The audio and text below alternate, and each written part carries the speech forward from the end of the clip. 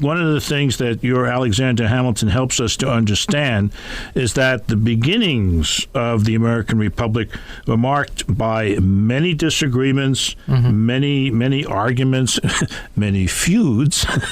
And, for example, an event that we learn in our superficial, I suppose you should call them, history courses, we learn about the Boston Tea Party. What a totally wonderful event that was, how it started us on the right track to freedom. Nay, not so.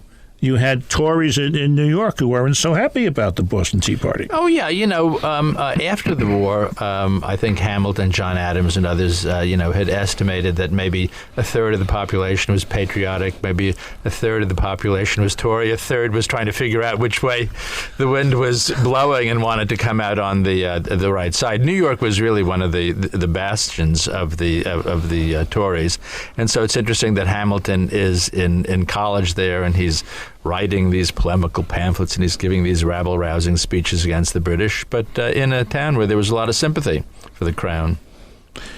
As things develop, the war is over and the founding fathers are attempting to shape the new state. There comes an incredibly important dispute and one that rages on even to this day. The views of the powers of Congress and the head of state. They're widely divergent. States' rights versus having a strong federal government. Yeah.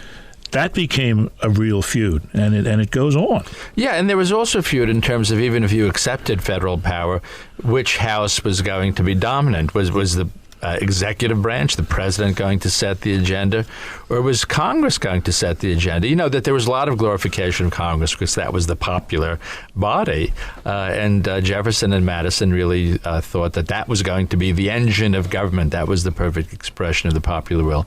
Hamilton, I think, was more realistic and certainly more prophetic in saying the branch of government that's the engine that's going to set the whole thing in motion is the executive branch, is the presidency. There's no question that he was right that only the president, with the support of the Senate, could carry on foreign policy, that the U.S. Congress is not the ideal vehicle for having any kind of consistency with foreign policy. Yeah. You got that right. Yeah.